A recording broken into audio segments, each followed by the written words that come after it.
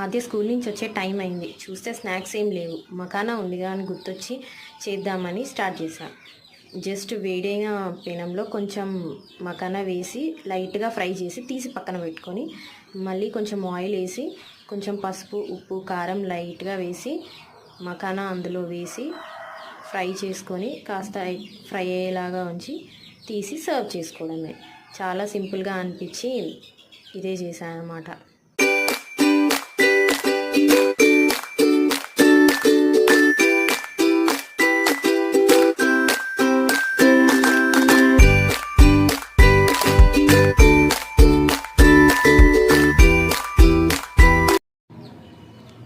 మకానా బాగా ఫ్రై అవ్వనివ్వాలి.